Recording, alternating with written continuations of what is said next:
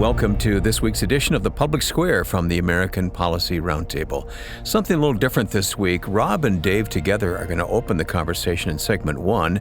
And then in segment 2, we're going to hear the testimony of abortion survivors. Yes, I said it correctly, abortion survivors. We're going to hear from several people who they themselves survived an abortion. That's coming up in a few moments here on the Public Square. Guys?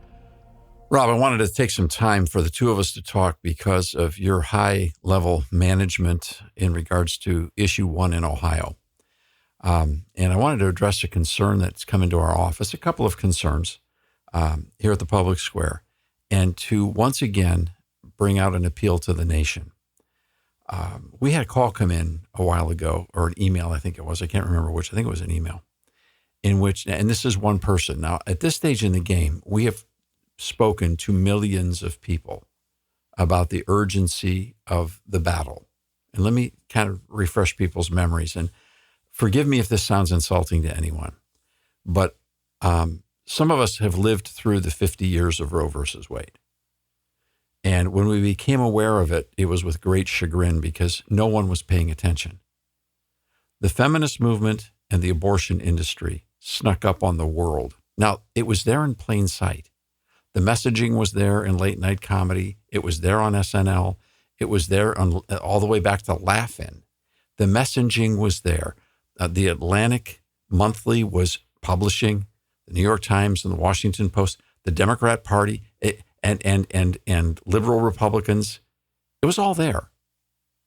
But nobody expected the Supreme Court to wipe out every state law and take authority and to do something else, to attempt to try to create for the very first time in the history of the country, a human right created wholly by the court and linked to the Constitution through the vapors that emanated from the 14th Amendment. The more we learned about that and then watched the consequence of it, which is well over 60 million dead unborn children in this country, 60 million people who would have been here, who aren't.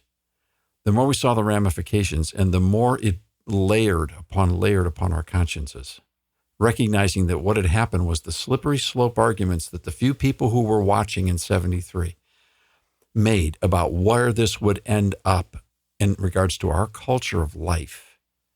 And that someday you'd be reading stories about abortion mills or abortion clinics, we'll use the term, where some of the craziest, most extensive and abusive forms of abortion would be happening. And back then the people mocked. They mocked and they said, you have an infatuation, you have a fixation. Those things will never come to pass. Now, I was an observer back in 1973, but it didn't take me long and by the grace of God, through I was at that time I was in Bible college and then I was in 2 other colleges and then on into theological seminary. It didn't take watching this long, once we met Dr. Francis Schaeffer in 1977, for us to realize that he was right and that these people had a prophetic role in regards to what was going to happen to human culture in the West. That this was what Schaeffer called a great watershed. Okay, for 50 years, by the merciful grace of God, people have risen up and made plausible, historical, biblical, economic, passionate arguments, and have sacrificed greatly in the political process to try to change the players to deliver America from the judicial fiat of abortion on demand throughout all 9 months of pregnancy. And if anyone's been paying attention over the last 20 years, you know that there have been endless attempts to move regulations and protections through the states in some form. Some made it through the court. Some got slapped down by the court. There have been so many efforts, so much sacrifice. People have gone to jail. People have lost everything. People like Randy Alcorn, because of his position in regards to protesting against abortion in legal, ethical, nonviolent manner, lost everything. He's worked minimum wage because he got captured by litigation by the abortion industry. He and others were wrapped up in RICO suits and other state statutes to try to wipe them out, and to the place where Randy lost everything. And from that moment, the rest of his life, he's worked for a minimum wage job so that he wouldn't have to pay civil damages to people that he never did any harm to except to express his First Amendment rights. I watched people go to jail. This has been 50 years of sacrifice. So a message comes into our shop that basically says, we're sick of hearing you talk about abortion. I'm turning the channel.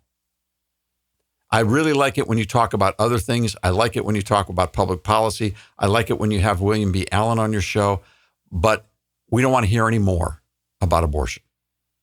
Now, I want to make it clear that by the time this day has come, we have talked to millions of people about this now. And I want to celebrate the fact that only one person wrote a letter and made that comment. Thank God. People are willing to listen. I think that past COVID, people have come to realize that the administrative state, when it comes to healthcare policies of any level, is a very dangerous thing, and we better watch ourselves. I think people are more aware now than ever. But I have to tell you, we've worked and labored for 50 years. And now within 50 days' time, a decision is going to be happening through the voters of Ohio that will alter the impact of this debate for the next 50 years. And here's why. First off, this applies to every person listening, to every American citizen, and to every state in the union.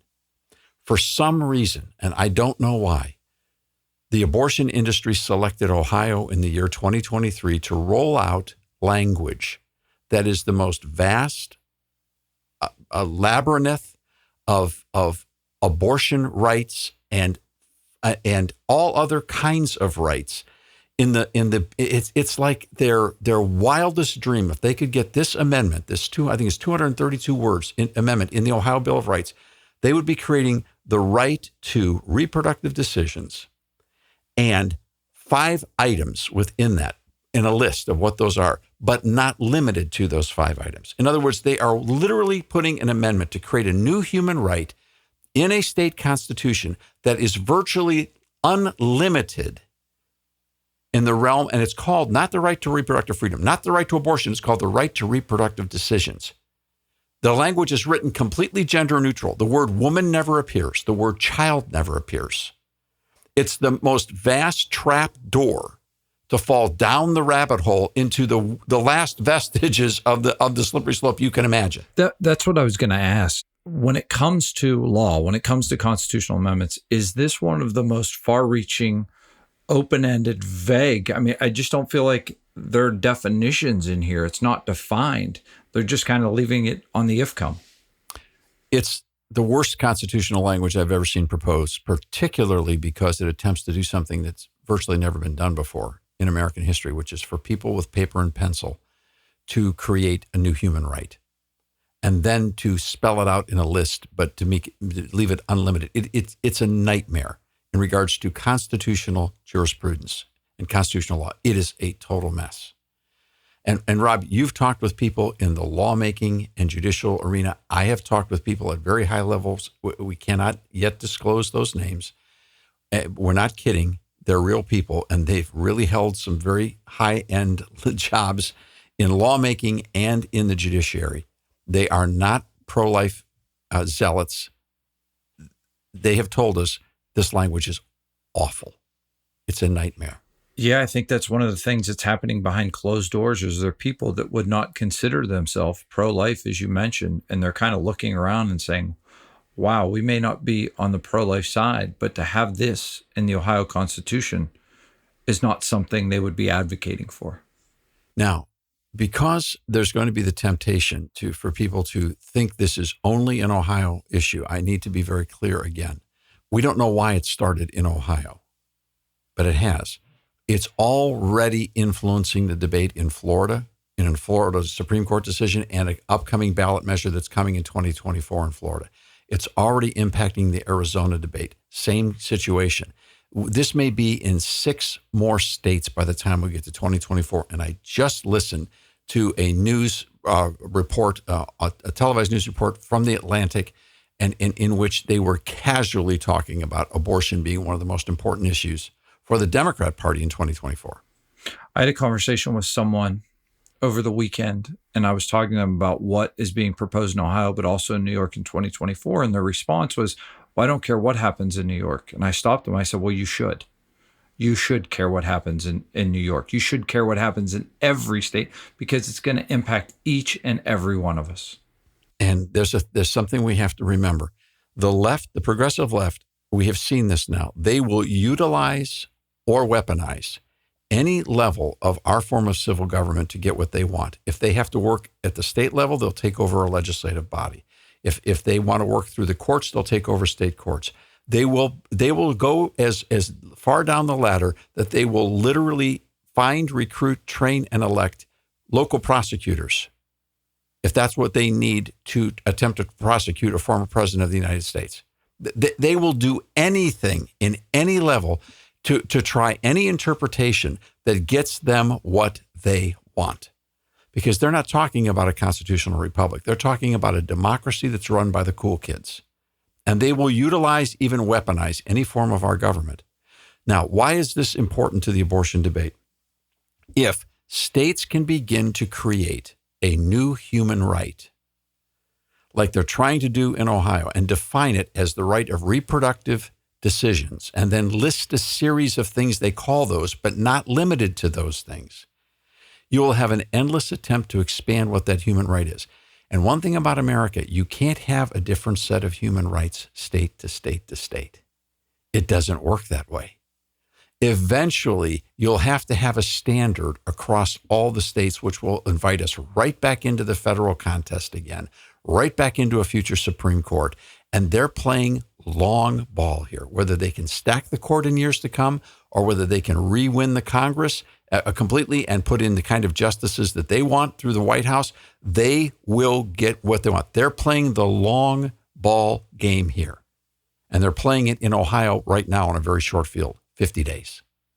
So the balance of this program is going to cover some information that it applies to everyone in this country. You're going to hear a Fox News piece in just a moment from the Abortion Survivors Network that will rock your world. It will absolutely rock your world. It will change the entire context of this conversation. And it's simple. It's, where were my rights? Where were my rights when I was in the womb? But this isn't theoretical. This isn't animation. These are real lives. It's not to be missed, so if you are in a place where you can, put down what you're doing and listen carefully to the next segment coming up here on The Public Square. It's very important.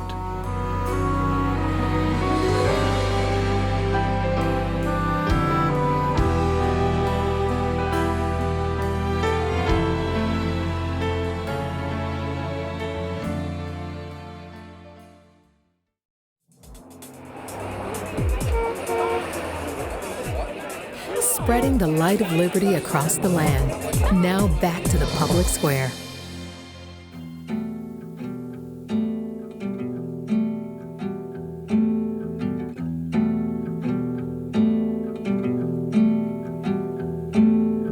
As promised, you're going to hear from several abortion survivors today. Dave set this up for us. Have you heard of the Abortion Survivors Network? Most people haven't. We're about to play a video from Fox News, and we thank the people to Fox News who did conducted a very decent interview. On this broadcast, you have heard me make disparaging comments about Fox News over the years. I give credit where credit's due. They did a tremendous job in letting these people speak out loud. Now, you're going to have to suspend your disbelief for a minute, because these three people that you're about to hear from are people who survived abortion. They were supposed to be dead, but they were born full term. And you have to hear their stories to believe it. I would encourage you to go to the Abortion Survivors Network, their website. You'll find it just that simply. Search Abortion Survivors Network, or you can simply go to their website, which is abortionsurvivors.org, abortionsurvivors.org for more information. I think this will be the sort of piece you want everyone to see. Controversial legislation to ease restrictions on late-term abortions is at the center of a fierce nationwide debate. New York passing a sweeping law allowing abortions up until the baby's due date. Democrat lawmakers in Virginia under fire for comments surrounding a similar bill pushing post-birth abortion or infanticide. Lawmakers in Vermont and Rhode Island also pushing radical bills. While the legal lines between abortion rights and restrictions continue to blur, I am joined by 3 abortion survivors who are here to share their amazing, incredible personal stories. We have Melissa Oden, who is on the end, founder of the Abortion Survivors Network. We have Josiah Presley in the middle, and then Claire Colwell over here sitting next to me. We've been talking during the commercial break. Their stories are just phenomenal. We'll start on the end. If you'll just tell us what happened, how you found out about your life story. I was actually 14 when I found out my story. I'm adopted, have been blessed with an amazing family. Knew I had been born prematurely, but yeah, here I was 14 years old to have my own adoptive mother tell me, you know, Missy, you survived an abortion. It was absolutely devastating. And then you found your mom later. And yes, it's been a lifelong journey. I started looking for my birth mother when I was 19, didn't find her until I was almost 30. And she didn't know you survived. She didn't. How is that possible? She was told that day, it's a monster, it's hideous, don't look at it. She didn't know if it had been a little boy or a little girl delivered in that final step of the saline infusion abortion. And she had lived with such incredible regret, as you can imagine. So I've been blessed to be united with her. We first started communicating about 6 years ago, and now she's one of the greatest supports alongside my family. Wow, that's incredible. Josiah, tell us your story. Yeah, so I was adopted from South Korea into a family of 12 kids. And when I was 13, my adopted parents, they sat me down and they told me about how my birth mother actually had a curettage abortion when she was 2 months pregnant with me. And a curettage abortion is a type of abortion where the doctor goes into the mother's womb and basically rips the baby apart and brings them out in pieces. And that's actually why we think I'm probably missing an arm today.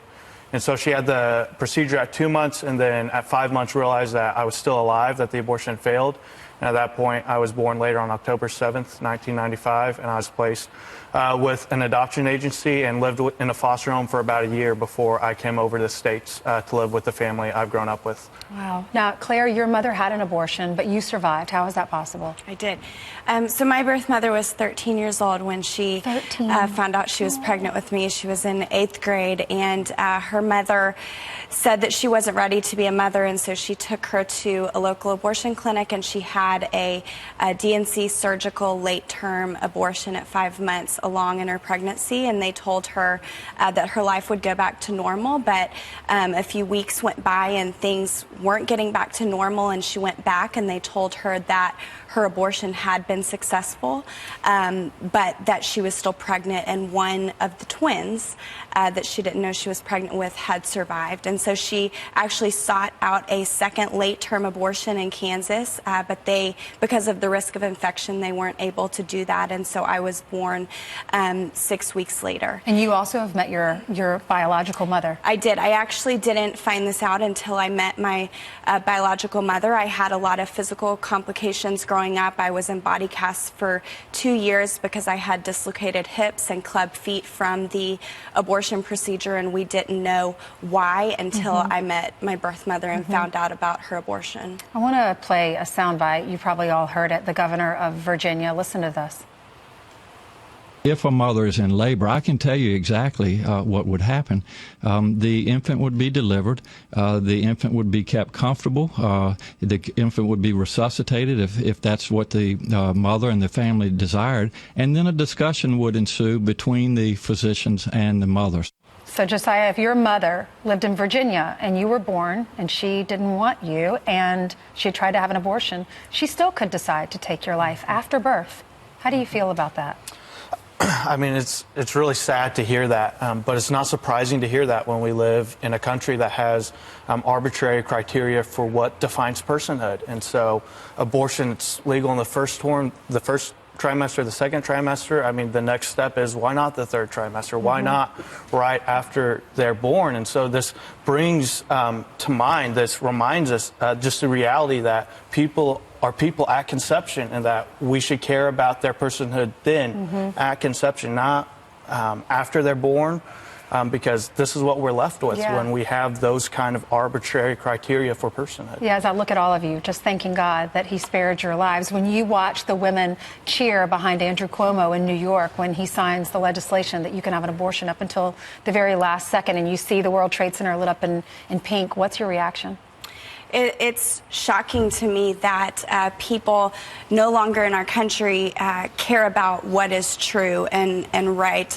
We know that a baby is what is in the side of the mother's womb based on medical technology and science. And so we just hope that, because people can see our faces and see that we are people, we are human, we do grow up to be someone someday, that people will realize that those women do not speak for women like me. And so I would ask those people, where were my rights as a woman? What were my rights in the womb? Melissa, you were not supposed to live.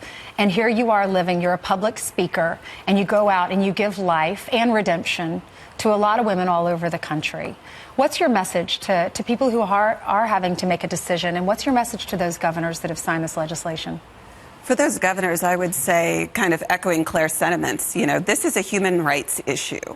And in a world that decries women's rights, where were Claire's rights? Where were mine? Where are the rights of those little girls who are going to have their lives ended by abortion today? Without the right to life, there is no other right that comes. And for someone who's facing that decision about an abortion, I want people to know that they're not alone. So many women are coerced, forced, don't know what resources exist for them in their communities. Maybe you're completely unsupported. And so I want women to know there are resources available in every community. They can always contact any of us. You're never alone. I love to honor the parents that adopted, all three of you, and all of my friends that, anyone who's adopted a child. I have a friend who adopted a little girl, and she said, I hate it when people say I'm the adoptive parent. I want to be the parent. She does have a biological parent, but I am the mom. So tell us your story about your about your parents. I'm making the same mistake. Jose, I'll start with you. Tell us about the family that brought you into their home. Yeah, so I'm actually the son of a pastor of worship at a Southern Baptist church in Oklahoma. And so my parents, they have 12 kids, but they've adopted 10 of us. And what has caused them to adopt us is the gospel, the fact that they've been changed by God to love others, and his work in their life then causes them to love those around them, and then gives them the pro-life conviction to then want to take in these children and make us their own. Just as God has made them his children, they make us their children. Claire, how about yours? I was adopted by a couple that weren't able to have children naturally. And so I also have a sister who's adopted, and they just said that when they went to the doctors, there was a 1% chance of them having children naturally. And so they knew that the other way to have children was through adoption. And so God created our family. And I owe my parents so much credit for the way I was able to respond to my birth mother when she told me, because they raised me on love and grace and forgiveness. And so all three of us have forgiven our birth mothers because we know that they had no idea what they were getting into when they had an abortion. And so there is so much hope and healing after abortion. Yeah, it's not about condemnation. It's just, when we hear your stories, just amazing how God has huge plans for all of y'all when you weren't even supposed to be here. It's incredible. And we'll end this with your story about your parents. Yeah, my mom and dad were a lot like Claire. So my parents struggled with infertility for about 15 years. They were foster parents. They adopted my older sister from another family, and then they adopted me no matter what they were told my life was going to look like, that I might not live for long, that I might face multiple disabilities. And look at you. You're perfect. That's the power of love. Yeah, that's what I like to tell people, right? This is what love does. It saves lives. It brings us to life. And after 15 years of infertility, my parents had a biological child of their own. Wow. Wow. I hear that a lot. Our assistant here, her parents were told they couldn't have kids. They went down to South Carolina, adopted a child. She found out on that trip that she was pregnant with twins. 3 little ones all at once. So it's pretty cool. And today is her birthday, and she's right over there. We love you, Elizabeth. Okay, thank y'all all so much. Powerful stories. And because God spared your lives, there are 5 kids in between y'all. You haven't had children yet, but you have 2, you have 3, and then Missy, you have 2. So it's awesome. God bless you. Such powerful testimonies. That comes to us from Fox News. Our panel will pick it up from here, and you'll hear that next here on The Public Square. If you ever leave us during the program, you can listen online at thepublicsquare.com. Who will speak up for the little ones, helpless and half abandoned? They've got a right to choose life they don't want to lose. I've got to speak up, won't you?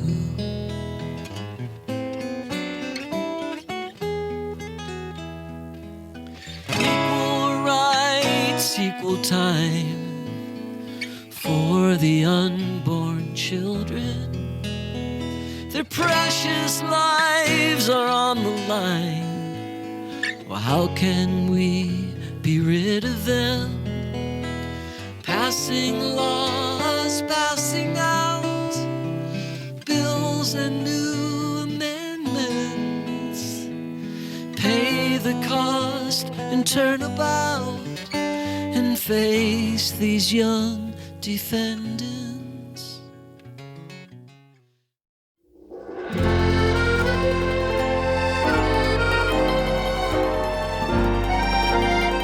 Well, if you've been with us so far in the Public Square today, you've heard a very powerful piece there from Fox News that we broadcast. And we're joined now by the entire team here. Dave has left us, but Rob is here, and Jeff Sanders, Alan C. Duncan, our producer, and Sherry Eisen is at the table as well. And I'm Wayne Shepherd. Rob, we need to respond to that. We do. And that's one of those ones that when you watch that piece on the internet, if you weren't watching it live on Fox, you kind of had to pause it and like reflect and just take it all in and then watch it bits and pieces at a time. What powerful testimonies those three individuals have, and how emotional that has to be for them to share with everyone, and just the amount of the capacity of things they've had to think about through their lifetime about what they went through. I can't imagine the range of emotions that they must feel. But I appreciate each of them being willing to share with others those stories, because I believe it does make an impact on so many. Yeah, they really are powerful. And let me share with you guys that, of course, that piece was from several years ago. And as I watched it again, rewatched it, it brought to my mind the fact that, I think I've shared this with you all before, that I was born to an unwed mother, a young Canadian woman who then was transferred to Michigan secretly to live with her distant aunt and have the baby secretly, have me secretly. And she very well could have chosen abortion and didn't. It was illegal in Canada at the time, but she could have chosen abortion in my case. And I was adopted in Michigan after she gave birth to me, and always been very grateful for my adoptive family. I'm very grateful that my mother chose to have me. I shared with the team earlier today that she found out she was pregnant with me. She had already had 3 children. My mother and father were not in a very good marriage at the time, but so I'm the oops baby. And she went to her doctor, and he said, "Yes, Mrs. Sanders, you are pregnant."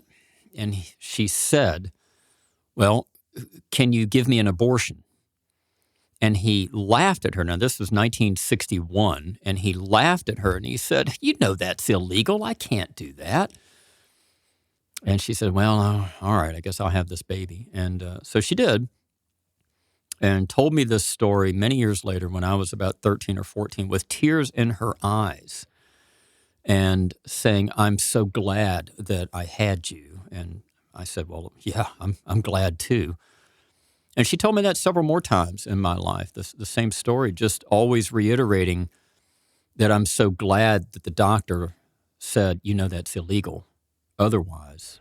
Yeah. My mother was adopted, and I am an adoptive mother myself. My son was adopted. Mm-hmm. And there are going to be challenges in any of it, as life has challenges in it. But life is precious enough, and putting that effort into it to help nurture and to give purpose to a child, there is a noble purpose in all of that. There's so many families that would open their homes. I know we wanted to adopt more than one, but we couldn't because it was just not possible, the number of children that were available. So to see their stories on Fox talking about how their lives were productive and the forgiveness that they had and the purpose that they had and the joy that they had, life is valuable. And when we see the positive effect of adoption, it's just a wonderful thing. To talk about that forgiveness that they had and the relationships that they wanted to have with their birth parents, you think again of the emotions, because we also know that studies tell us that there are plenty of women that have made that decision to have an abortion, and the emotional toll and baggage that they carry with them for the rest of their lives and the regret that's had. And, and it's difficult to talk about. And when you look at the number of abortions that have happened since the early 70s, that means that each of us probably know someone. We do. That has had one. And it's just difficult to talk about. And we have to be there for those people that made that decision, to love on them and to know that God's grace covers all of that. And they ask for forgiveness. And I think that the industry is feeding on a temporary fear where they feel I have two dear friends that have gone through abortions, and the pain that they went through was very, very difficult. And part of it is there was a fear that was placed in them that life would never be the same. They couldn't do it. And the industry fed on that we can help get you through this. And they present it as a compassion, but it is not compassion. It was for profit. And the ones that were left with the sorrow were the women that had to go past. I can add just a little bit to that, Rob, because, again, I was not an abortion survivor. I was an adoptee that my mother had me in secret, and she never admitted her whole life that she'd had the baby. Her family, as she later married and had children, she never told her husband nor those children. But here, speaking of the remorse, I discovered who my mother was just a few short years ago, and I never was able to speak with her because she had dementia. But I have spoken to her children that she had following me. And one of her daughters said, "I know my mom." And she said, "I know a day didn't go by that she didn't think about you." And I think that's true of many women who either adopt or choose abortion. Well, first of all, Wayne and Jeff, I appreciate you two telling your stories, much like those people we heard tell their stories from the news piece. Obviously, in Ohio, we're facing a proposed constitutional amendment, and it's getting a bit controversial, to say the least. And I think sometimes what people miss about what we're doing here is that they somehow think that we want to condemn women who have had abortions. And I think I've mentioned on the program as well that I know probably at least I know 5 women who have had abortions, and I love them. Still, it doesn't change my affection towards them. Right. If anything, I maybe perhaps feel more compassion for them. So when we're talking about ballot language and legislation or constitutional amendments in states, it's not because we have some sort of a hatred towards women or we want anyone to control women. We're simply trying to say that there's another human life that we're talking about that oftentimes gets lost in this conversation, and that human life deserves rights and respect as well. Yes. Yeah, and we get to hear about that and watch it. If you saw the interview on Fox firsthand from those people sitting there telling their story so bravely, and that's appreciated. You're right, Alan. There are more involved. And again, it also has an impact where it reaches out, as Wayne highlighted and mentioned, to additional family members that are impacted in one way or another. Mm-hmm. And that's true because we are connected. We were meant for the relationships. We were meant for the bond of family and our community, and all of that is affected. So I think we really do. When we talk about the protection for women, one of the things is to protect that deepest emotion that we have in us, the deepest part of us. For those that want to watch that segment or hear it again, we will put the Fox segment on the webpage in the show notes below this broadcast so that you can go back and read the article or watch the segment and share it with others, because it will have an impact on everyone you share it with. Sure. And of course, this program is in the archive as well. You can re-listen to the program at thepublicsquare.com or use our smartphone app for that. Well, let's continue talking about this with the panel, and then later Dave will rejoin the conversation here on the Public Square today.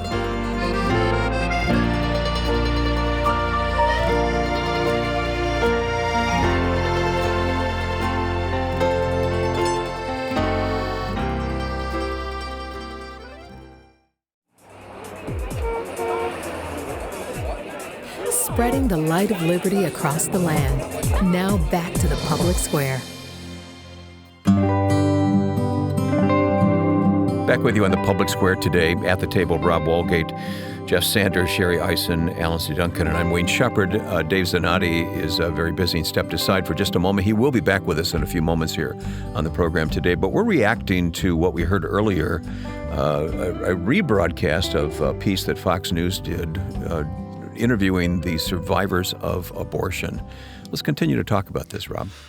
Yeah, the interview was from a few years ago, and then Governor Ralph Northam, did I say that correctly? Yes, Jeff? you did. Ralph Northam, governor of Virginia at the time of the interview, talked about an abortion, in essence, being able to take place after the fact. I mean, as barbaric as that sounds, and when we look at the language being proposed in the state of Ohio, when you read the words, but not limited to, when you think about things that have been said publicly, such as this interview, when you connect all the dots about what could happen, this highlights the need to make sure that states across the country protect themselves, protect women, and protect future generations from allowing this type of behavior to happen. You know, I just think the next time you hear any politician or anybody in government anywhere say, but it's for the children, ask them if they believe in abortion rights. Because according to them, if you want to follow it logically, it's not a child. Even if it's on the table, alive and breathing after an abortion, it's not a child unless you want it. And if you don't want it, then it is expendable. So don't tell me that you're for the children again. Well, and when we talk with people, specifically as we reference the language that Ohioans are facing in the November election, and people yell or scream and don't want to have dialogue about what the words actually mean, when you try and have a civil conversation and say, well, why did they list 5 things and say, but not limited to decisions on? How far does it go? Why wouldn't they put definitive answers in there in language? Why wouldn't they define those words? Why didn't it happen that way? A lot of people will throw their hands in the air and say, oh, you just don't understand. They don't want to debate the merits of the language or the proposal. It was intentional to be as vague as it is. Yes. It is intentional to be as misleading as it is, because the extremes they can take it to, just listen to that interview from a few years ago with Governor Northam, and that's the extent they can take it. Well, and we have listeners all across this country of ours. So if you don't live in Ohio and you're tempted to tune out, this type of thing could be coming to your state as well. So this is more something than likely. Yeah. So we all need to have eyes wide open and watching and getting ready for what could come. And we can learn from this experience of what the Ohioans are going through, regardless of where we live. And I think you mentioned earlier the seethelanguage.com website, which is very helpful. And, you know, you should look at that regardless of where you live to understand how these things are approached and the language that is often very confusing. Yes, and I think, too, one of the things that we listen to is that when you had talked about Northam, that he sounded so compassionate. And we hear these things about key words of compassion, but we have to be very careful to look at what are these lives. We are redefining what life is, and I'm not sure that we have the right to do that, because when you disregard life, where does that stop? At what point do we say a life doesn't matter anymore? You know, Sherry, Governor Northam in that interview didn't even say a fetus. He said, I counted 3 times, he said infant, infant, infant. Then we will have a discussion. A discussion about what? Whether we're going to let the infant, which is what he defined that product of conception as, whether we're going to let it live or not, based upon whether or not it is wanted or liked. And I just shudder when I hear that, and I say, seems unreal, doesn't it? How barbaric.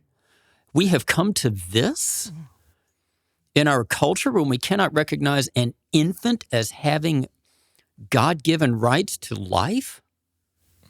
Well, I think of the words that Josiah Presley said in that interview when he talked about it. He said, because this is what we're left with when we have those kinds of arbitrary criteria for personhood. When we don't have a definition for personhood and what it means, and some people think it's not a person until, well, maybe minutes after being out of the womb, based on the criteria that was put forth from Governor Northam in that interview. We have more compassion on an eagle in its egg or upon our own pets than we do on a helpless baby on a table that cannot even defend itself. Well, when you think about, the stories, Wayne, that you shared, Jeff, that you shared, and those, it's just the emotions that your mothers went through. And I think about the technology that we have today. And if that technology would have been available in the 60s, right, in the 70s when Roe v. Wade was handed down, would the discussion even have come to light?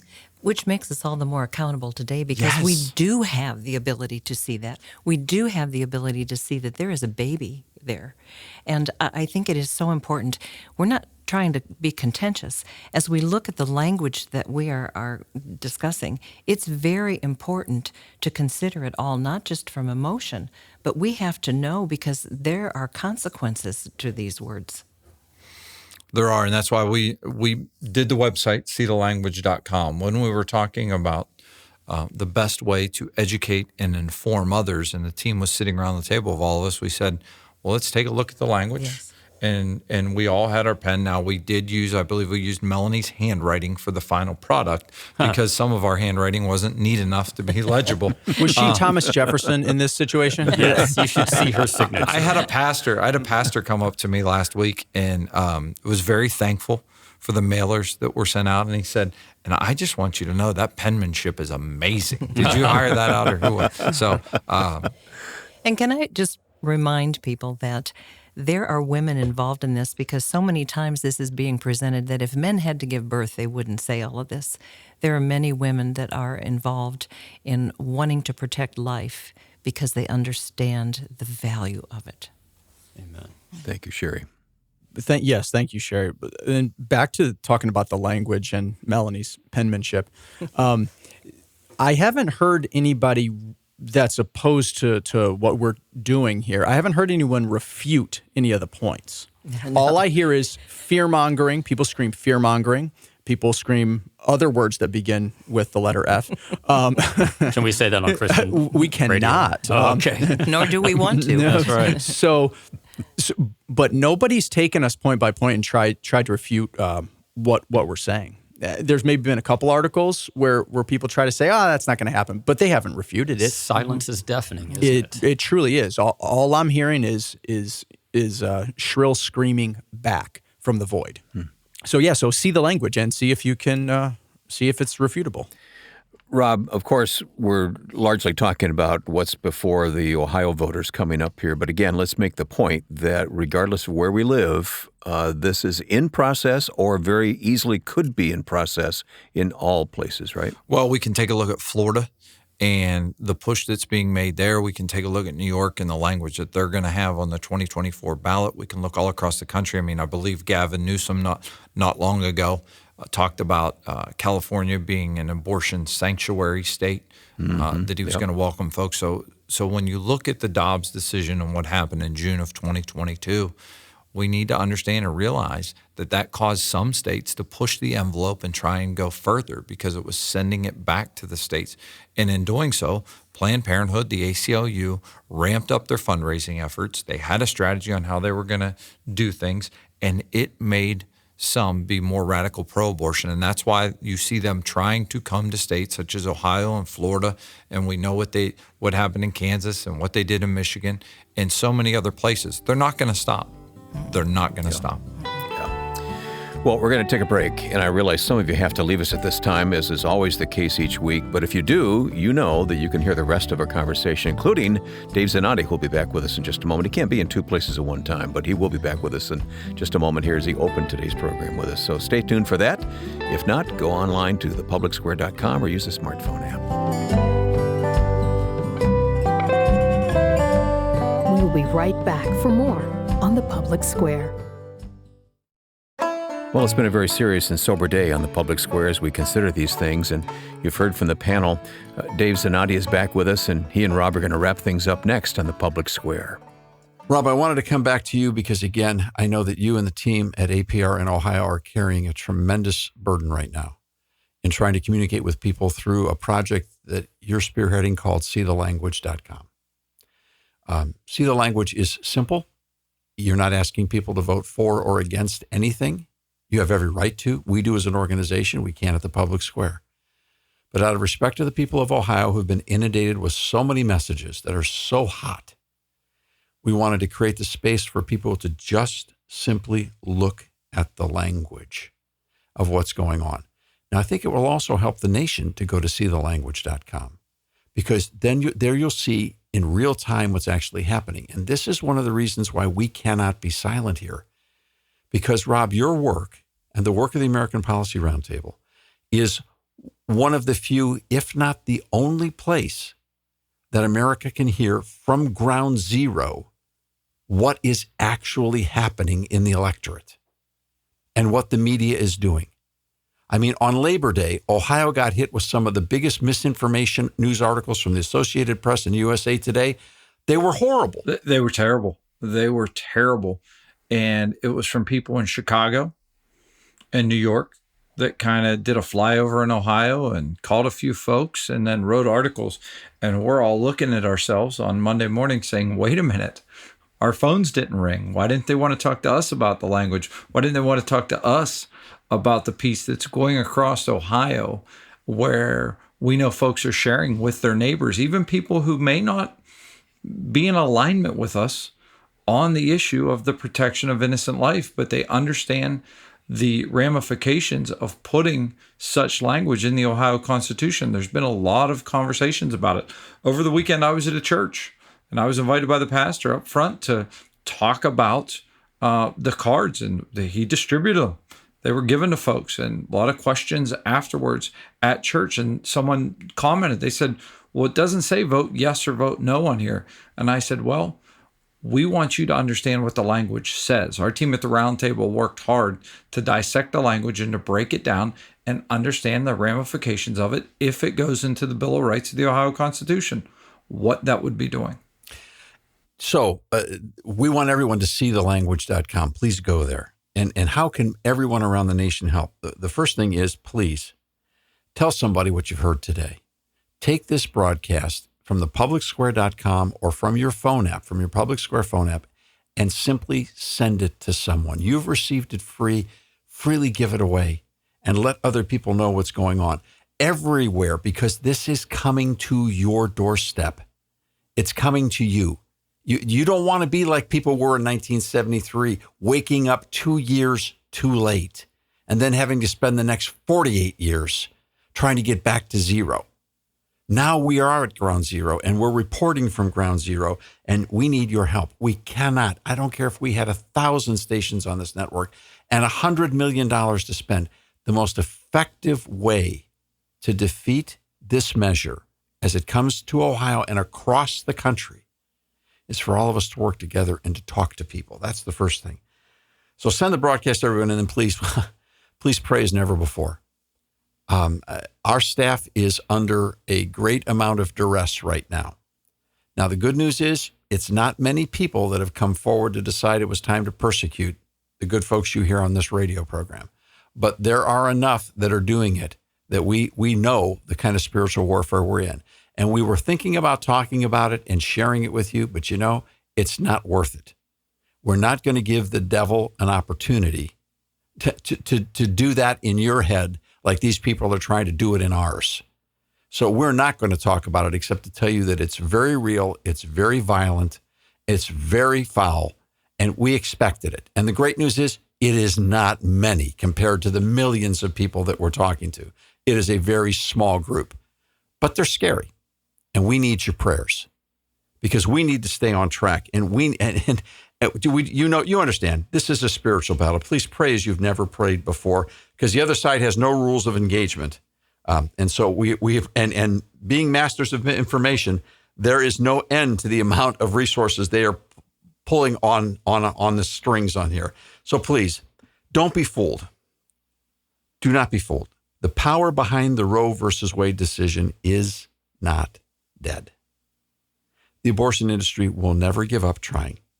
They will try to get a federal dictate that makes abortion on demand the law of the land again. And I know that's not good news because now it's like we can't go fight for you. We all have to fight together. And the goal is to have the truth be out there and to talk to your neighbors about the truth. Obviously, the campaign we're doing at seethelanguage.com, it's gaining traction all over the state, and people across the country are paying attention to it. And I saw reports online. I'm monitoring what people are saying and making sure that information is getting in the right people's hands. But I saw someone put online, look, out-of-state billionaires are funding a website in Ohio. And I'm like, well, no one told me that out-of-state billionaires were funding that website.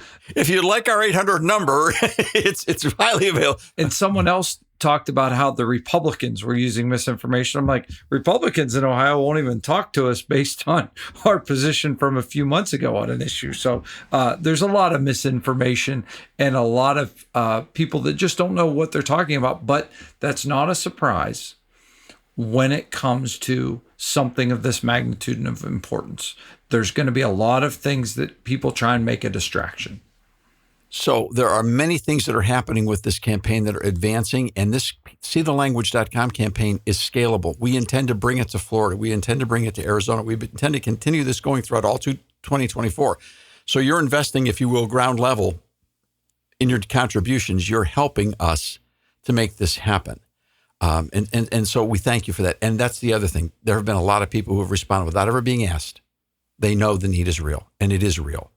And so everything that people can do right now on the financial side will be helpful. We know we will not match or outspend the other side. All of the pro-life forces will not outspend the other side because this is the whole game for the abortion industry. They're trying to write their way into state constitutions. Now, what does this have to do with the ultimate debate is to how America is going to resolve the question of abortion? We have great hope that America can resolve this question state by state, legislature by legislature, debate by debate. But understand, the constitutional amendment that is now in front of Ohio and that is going forward in Florida, there's never been any hearings of the legislature. The people have never been able to come in and express their opinions. This is take it or leave it on the ballot. And Planned Parenthood and the abortion industry is taking all of it. They want it all. It's 100% their way. There is not even the slightest consideration for the human rights of the unborn. Not a bit in this determination. Nothing.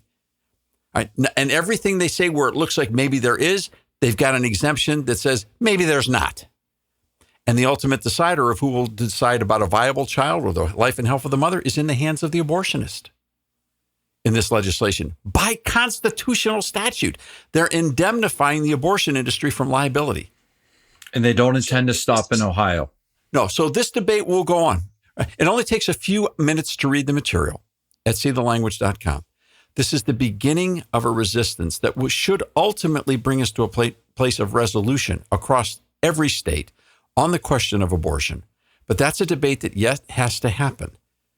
And it has to happen in the light of day. It has to happen with full participation of people so that they have an option and that we can construct a consensus debate so we can move forward in our form of civil government. Now, not everybody's going to get everything that they want in that kind of a process, but that's the government we've agreed to.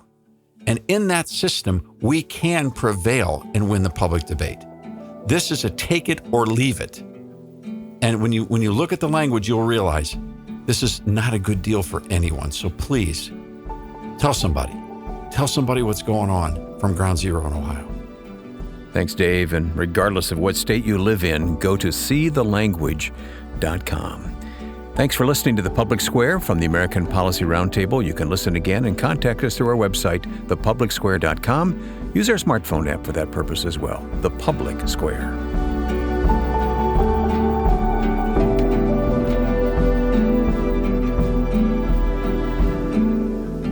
The Public Square is a broadcast service of the American Policy Roundtable.